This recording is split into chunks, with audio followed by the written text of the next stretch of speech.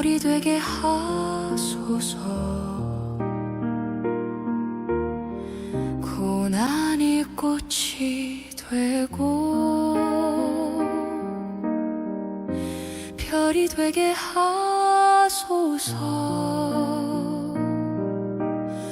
눈물이 강을 이루고 상처를 예수님께 가져오면 꽃이 됩니다.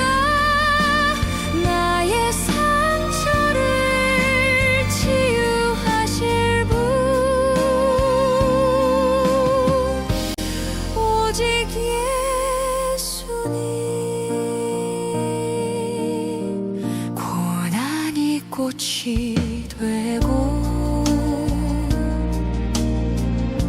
별이 되게 하소서. 어둠 속에 나의 맘 빛나게 하소서. 눈물이 강을 이루어 상처를 예수님께 가져오면 꽃이 됩니다. 나의 상처를 치유하실 분, 오직 예수님. 작은 씨앗 같은 고난 새 생명 되게 하소서. 주님의 손길 아래 기적이 되게 하소서.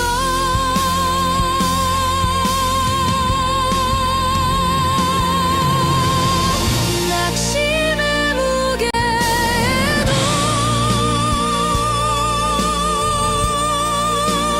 꿈은 살아나 바람이 거칠어도 숨은 멈추지 않아. 고난이 꽃이 되고 별이 되게 하소서.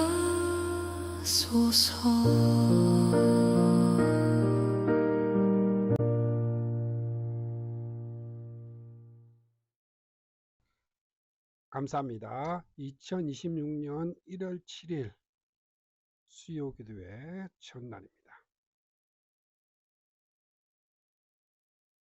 사랑하는 주님의 자녀들에게 주시는 말씀은 이스라엘 10지파의 분열입니다. 성경 말씀은 사무엘하 20장 1절에서 2절 말씀입니다. 마침 거기에 불량배 하나가 있으니 그의 이름은 세바인데 베냐민 사람 비그리의 아들이었더라. 그가 나팔을 불며 이르되 우리는 다윗과 나눌 분깃이 없으며 이새의 아들에게서 받을 유산이 우리에게 없도다. 이스라엘아 각각 장막으로 돌아가라 하매 이에 온 이스라엘 사람들이 다윗 따르기를 그치고 올라가 비그리의 아들 세바를 따르나 유다 사람들은 왕과 합하여 요단에서 예루살렘까지 따르니라. 아멘. 사무엘하 20장 1절에서 2절 말씀입니다. 사랑하는 성도 여러분, 복된 저녁 주님의 성전에 나오신 여러분 모두를 환영합니다. 혹시 큰 폭풍이 지나간 뒤에 이제 정말 모든 것이 끝났다, 드디어 평화가 찾아왔다 안도했던 경험이 있으십니까? 오랜 시간 우리를 짓누르던 문제가 해결이 되고 깜깜한 터널의 끝에서 빛을 보았을 때의 그 안도감 말입니다. 자, 아마 오늘 본문의 배경이 되는 다윗의 마음이 그러했을 것입니다. 자신의 아들 압살롬이 일으킨 끔찍한 반란이 끝났습니다. 온 나라를 피로 물들었던 내전이 종식되었고 다윗은 수많은 백성의 환영을 받으며 왕의 자리로 예루살렘으로 돌아오고 있었습니다. 길고 길었던 고통의 시간이 끝나고 드디어 평화가 찾아온 것 같았습니다. 이제는 무너진 나라를 다시 세우고 찢어진 백성의 마음을 어루만지며 평화와 안정을 누릴 일만 남은 것 같았습니다. 자, 그러나 성경은 우리에게 냉혹한 현실을 보여주고 있습니다. 자, 사무엘하 20장은 그토록 바라던 평화가 아니라 더 깊은 분열과 추악한 배신, 그리고 또 다른 반란으로 시작이 됩니다. 마치 큰 파도가 지나간 자리에 더 거친 소용돌이가 치는 것과 같습니다. 이스라엘은 또다시 분열하고 다윗의 가장 신임하던 장수는 권력욕에 눈이 멀어 칼을 휘두릅니다. 오늘 우리가 읽은 사무엘하 20장은 인간 왕국의 민낯, 그 연약함과 제약의 실상을 적나라하게 보여주는 매우 혼란스럽고 가슴 아픈 기록입니다. 오늘 우리는 이 말씀을 읽으면서 질문하게 됩니다. 하나님, 왜 하나님의 마음에 합한 자, 다윗의 왕국에 이토록 비극이 그치지 않습니까? 이 혼돈과 배신의 역사 속에서 우리는 무엇을 보아야 합니까? 오늘 밤 우리는 실패하는 인간 왕국의 세 가지 모습, 왜 이스라엘은 또다시 다윗을 배반하는가? 세바의 반란으로. 두 번째로 왜 다윗의 왕국에서는 칼이 멈추지 않았는가? 요압의 암살을 통해. 이 혼돈 속에서 우리는 무엇을 발견해야 할까? 지혜로운 여인과 영원한 왕을 통해. 자, 이 질문을 붙들고 말씀 속으로 깊이 들어가 보려 합니다. 그리고 이 모든 실패와 아픔의 기록을 넘어 하나님께서 우리에게 보여주고자 하시는 단 하나의 분명한 소망, 바로 우리의 영원한 왕이신 예수 그리스도를 발견하는 은혜의 시간이 되기를 간절히 바랍니다. 자, 첫 번째로 왜 이스라엘은 또다시 다윗을 배반했는가? 세바의 반란입니다. 압살롬의 반란이 끝나고 다윗이 예루살렘으로 돌아오는 길에 작은 불씨 하나가 타오르고 있었습니다. 다윗의 출신 지파인 유다 지파와 나머지 10지파 사이에 누가 왕을 모시는 일에 더 큰 공을 세웠는가 하는 자존심 싸움이 벌어진 것입니다. 이 갈등의 틈을 놓치지 않고 파고든 인물이 있었습니다. 자, 오늘 본문 1절은 그를 이렇게 소개합니다. 마침 거기에 불량배 하나가 있으니 그의 이름은 세바인데 베냐민 사람 비그리의 아들이었더라. 불량배라고 번역된 히브리어 원어 벨리알의 사람입니다.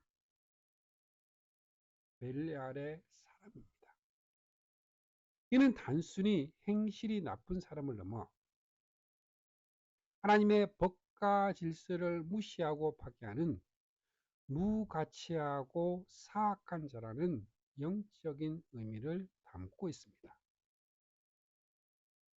다윗을 향한 자존심 싸움, 그 작은 군예를 파고드는 사악한 선동입니다. 사울 왕과 같은 베냐민 지파 출신이었던 이 세바는 지파 간의 갈등을 부추기며 나팔을 불어 이렇게 외칩니다. 사무엘하 20장 1절입니다. 그가 나팔을 불며 우리는 다윗과 나눌 분깃이 없으며 이새의 아들에게서 받을 유산이 우리에게 없도다. 이스라엘아, 각각 장막으로 돌아가라. 사랑하는 성도 여러분, 이 외침이 무엇을 의미하는지 아십니까? 이것은 단순히 다윗 왕이 마음에 들지 않으니 우리끼리 살겠다, 정치적 선언이 아닙니다. 여기서 분깃과 유산이라는 단어는 후속사적 입장에서 매우 중요합니다. 이것은 하나님께서 자기 백성에게 주시는 기업, 구원의 약속을 상징하는 단어입니다. 따라서 세바의 외침은 실로 무서운 배교의 선언입니다.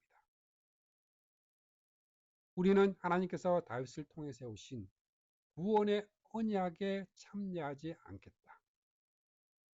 다윗의 후손으로 오실 메시아를 통해 그 주어질 영원한 기업을 우리는 거부하겠다는 영적 반역인 것입니다. 그들은 눈앞의 자존심과 정치적 이익 때문에 하나님께서 친히 세우신 구원의 통로를 스스로 차버렸습니다. 자, 그 결과는 비참했습니다. 2절 말씀을 같이 보겠습니다.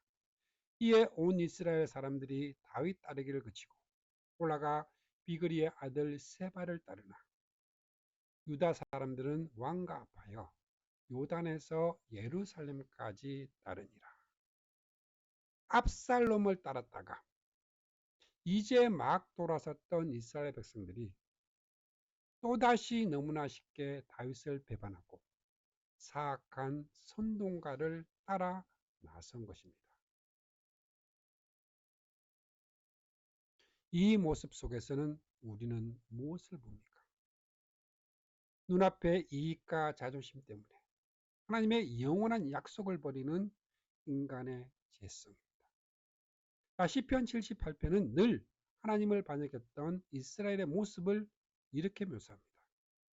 이는 하나님께서 향하는 그들의 마음이 정함이 없으며 그의 언약에 성실하지 아니하였음이로다. 이 사건을 통해 이스라엘의 근본적인 문제는 왕이 없는 것이 아니라 그들 마음속 깊이 자리한 죄였음을 지적을 합니다. 그들은 충성보다 자기 우월성을 내세웠고 하나님의 약속보다 당장의 이익을 따르게 됩니다. 이것이 어찌 이스라엘만의 이야기이겠습니까?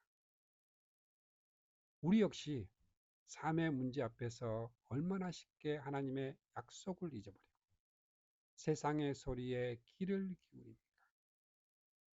예수를 믿어봤자 무슨 유산이 있느냐? 교회를 다녀봤자 무슨 분깃이 있느냐는 세상의 조롱 앞에 얼마나 쉽게 마음이 흔들립니까? 세바의 반란은 불완전한 인간 왕의 통치 아래에서 백성의 마음이 얼마나 쉽게 무너질 수 있는지를, 그리고 죄에 물든 인간의 마음이 참된 왕을 얼마나 갈망하는지를 보여주는 바로 첫 번째 증거입니다. 두 번째로 왜 다윗의 왕국에서는 칼이 멈추지 않았는가? 요압의 암살입니다. 세바의 반란이라는 급격한 위기 앞에서 다윗은 새로운 결단을 내립니다. 압살롬의 군대 지휘관이었던 아마샤를 용서하고 그를 자신의 군대 총사령관으로 임명한 것입니다. 이것은 반란에 가담했던 이스라엘 백성들을 끌어안고 분열된 왕국을 하나로 만들려는 다윗의 정치적 용단이었습니다. 그러나 이 결정은 또 다른 비극의 씨앗이 됩니다. 왕에 가장 가까운 곳, 권력욕에 눈먼 칼이 중신을 향합니다. 12장 10절입니다. 이제 칼이 내 집에서 영원토록 떠나지 아니하리라. 다윗의 오랜 충신이자 최고의 군사령관이었던 요압의 질투와 그 분노를 자극한 것입니다. 아미샤가 반란군을 소집하는 데 시간을 지체하자 군대의 실질적인 주도권은 다시 요압에게 넘어갑니다. 그리고 기브온의 큰 바위 곁에서 역사는 또 한 번의 끔찍한 그 암살을 기록합니다. 8절부터 10절 말씀까지의 그 장면을 생각을 해보십시오. 요압이 군대를 이끌고 오는 아미샤에게 다가갑니다. 그의 오른손으로 아미샤가 수염을 잡고 입을 맞추려는 듯 다정하게 인사합니다. 내 형은 평온하냐? 고대 근동에서 수염을 잡고 입을 맞추는 것은 가장 깊은 존경과 신뢰의 표시였습니다. 가장 깊은 신뢰 표시가 가장 비열한 배신으로 돌변하는 순간입니다. 아마샤는 그 순간 모든 경계를 풀었을 것입니다. 바로 그 순간 요압의 왼손에 숨겨져 있던 칼이 아미샤의 배를 찔렀습니다. 성경은 20장 10절 중반절에 요압이 칼로 그의 배를 찌르매 그의 창자가 땅에 쏟아지니 그를 다시 치지 아니하여도 죽으니라. 그 잔인한 장면을 건조하게 묘사합니다. 요압은 자신의 군사령관 자리를 되찾기 위해 왕이 임명한 새로운 사령관이자 자신의 사촌 동생인 아미샤를 가장 비열하고 잔인한 방법으로 살해한 것입니다. 사랑하는 성도 여러분, 이것이 다윗 왕국의 현실이었습니다. 밧세바를 범한 다윗에게 나단 선지자가 애원했던 그대로였습니다. 이제 칼이 내 집에서 영원토록 떠나지 아니하리라. 아들 압살롬의 칼에 쫓겨났던 다윗은 이제 자신의 최고 사령관이 휘두른 피 묻은 칼을 속수무책으로 바라보아야 했습니다. 다윗은 사람을 품고 왕국을 통합하려 했지만 그의 가장 가까운 곳에서부터 권력욕에 사로잡힌 인간의 죄가 그 모든 노력을 삼켜버리고 있었습니다. 학자들은 요압의 이 행동이 다윗 왕국의 인간적 결함으로 극명하게 보여주며 결국 하나님의 심판을 피할 수 없게 되었다고 지적합니다. 요압을 난세의 간웅이라 표현하며 자신의 이익을 위해 살인까지 저지르는 자의 그 길을 경고합니다. 자, 이 끔찍한 사건은 우리에게 무엇을 말해주나요? 인간 왕은 설령 그가 다윗처럼 하나님의 마음에 합한 자라 할지라도 자기 주변의 제약조차 완벽하게 통제할 수 없다는 사실입니다. 인간의 힘으로 세운 나라는 그 안에 있는 인간의 욕심과 질투, 배신 때문에 언제든 무너질 수 있습니다. 다윗 왕국의 끊이지 않는 칼부림은 우리에게 더 높은 차원의 통치를 소망하게 만듭니다. 사람의 죄를 힘으로 억누르는 왕이 아니라 죄의 뿌리 자체를 뽑아내고 우리 마음에 참된 평화를 주시는 완전한 왕, 바로 예수 그리스도. 예수 그리스도의 필요성을 역설하고 있는 것입니다.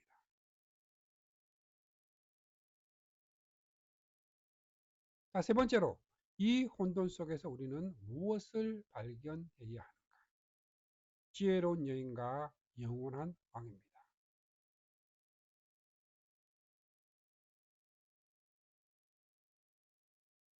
한 사람의 반역으로 인해 무고한 백성과 여호와의 기업이 사라질 위기에 처합니다.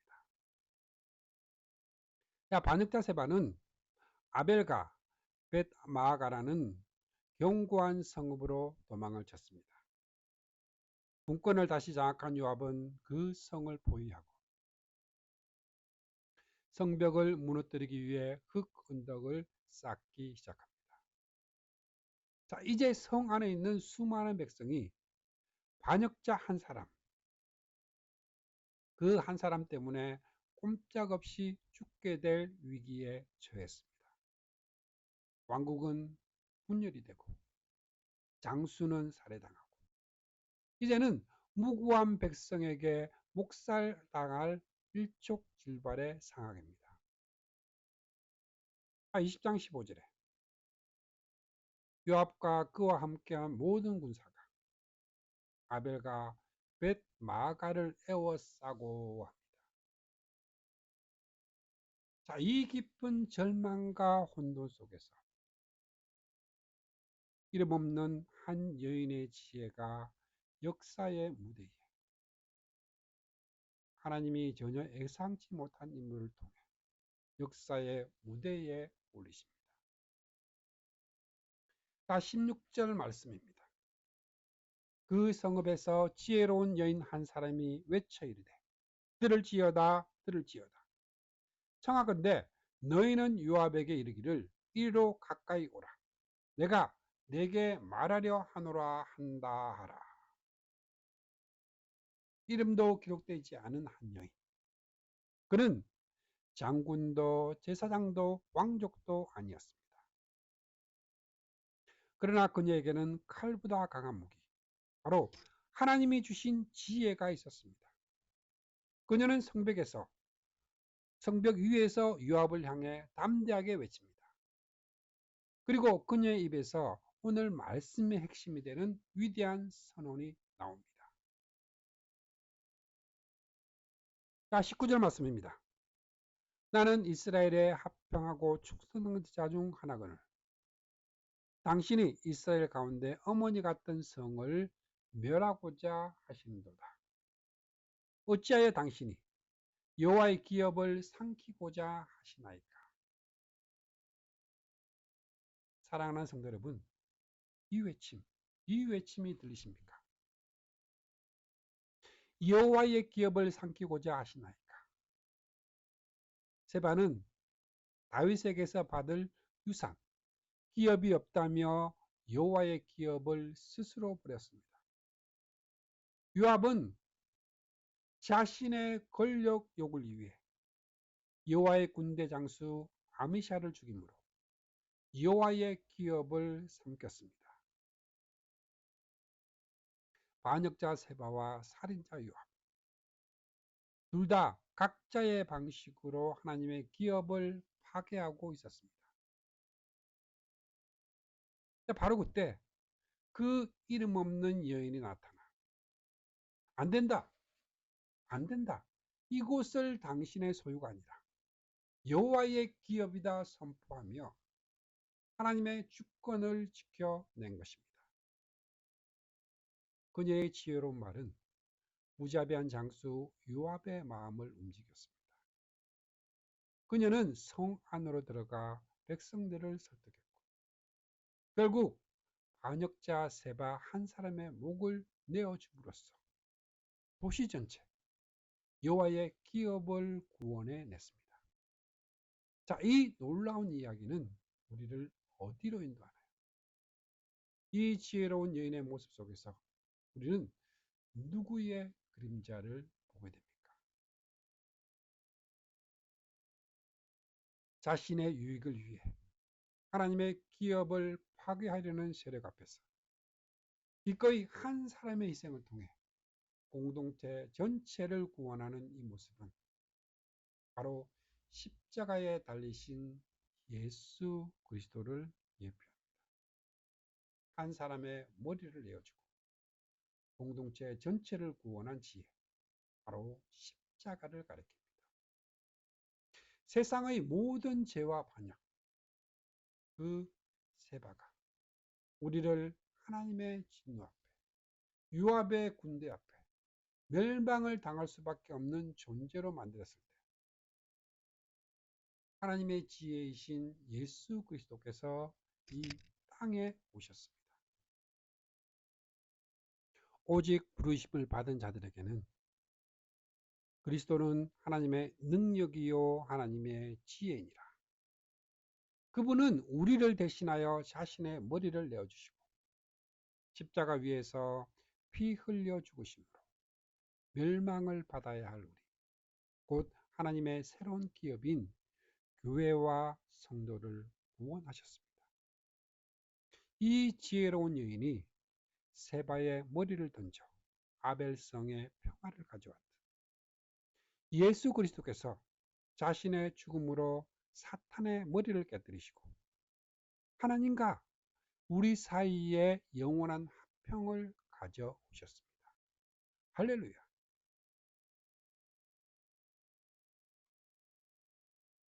사랑하는 성도 여러분, 오늘 우리는 사무엘하 20장을 통해 인간 왕국의 처절한 실패를 목격했습니다. 백성들은 하나님의 약속을 헌신짝처럼 버리고 배반했으며 왕의 가장 가까운 신하는 잔인한 칼을 휘둘렀고 왕 자신도 그 모든 혼란을 완전히 막아내지 못했습니다. 자, 이 모든 기록은 단 하나의 사실을 가리키고 있습니다. 바로 이 땅의 어떤 왕도, 어떤 정치 체계도, 어떤 인간적인 노력도 우리에게 참된 평화와 영원한 안식을 줄 수 없다는 것입니다. 사무엘 상하의 전체를 관통하는 하나님의 메시지는 바로 이것입니다.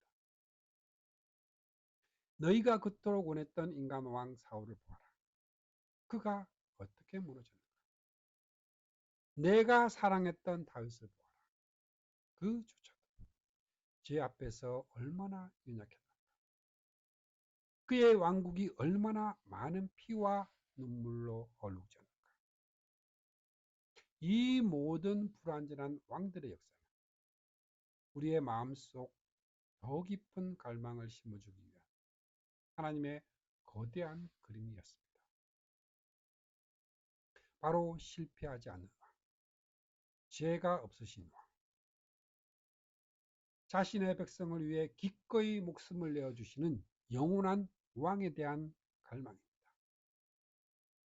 모든 인간 왕의 실패는 단 한 번, 완전한 왕 예수 그리스도를 갈망하게 합니다. 그 왕이 바로 예수 그리스도이십니다. 세바처럼 하나님 나라의 분깃과 유산이 없다고 느끼며 절망하고 계십니까? 우리의 왕이신 예수님은 십자가의 보혈로 우리에게 하늘의 영원한 기업을 상속해 주셨습니다. 요압처럼 세상의 권력과 욕심에 사로잡혀 다른 이에게 상처를 주고 있습니까? 우리의 왕이신 예수님은 모든 것을 버리고 우리를 섬기심으로 참된 왕의 길을 보여주셨습니다. 아벨성의 백성처럼 죄로 인해 멸망의 위기에 처해 있습니까?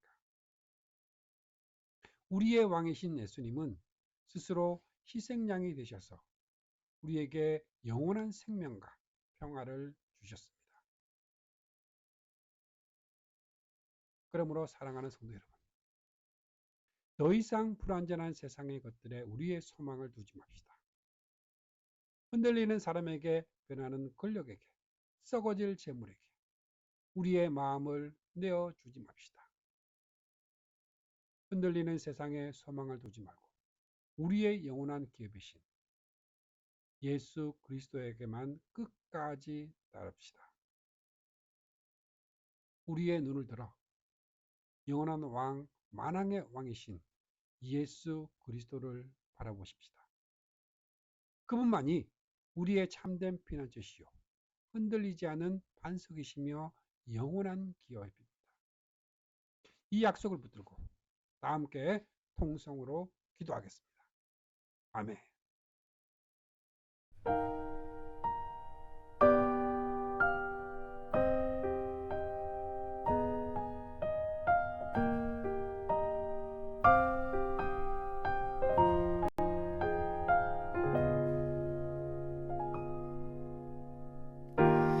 그분의 뜻대로 날 이끄시네.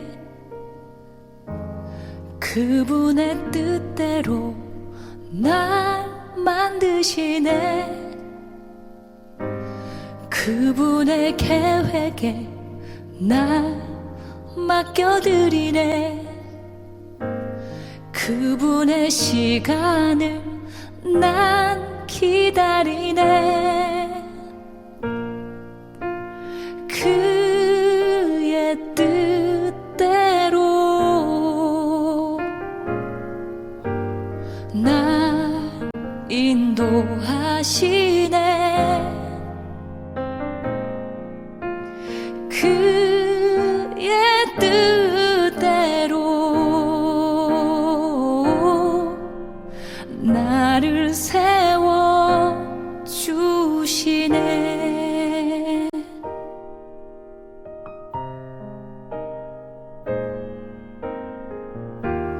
그분의 뜻대로 날 이끄시네. 그분의 뜻대로 날 만드시네. 그분의 계획에 날 맡겨드리네. 그분의 시간을 난 기다리네. 그의 뜻대로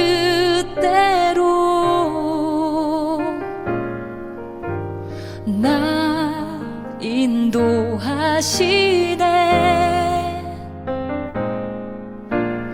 그의 뜻대로 나를 세워 주시네. 그의 뜻대로 날 인도하시네.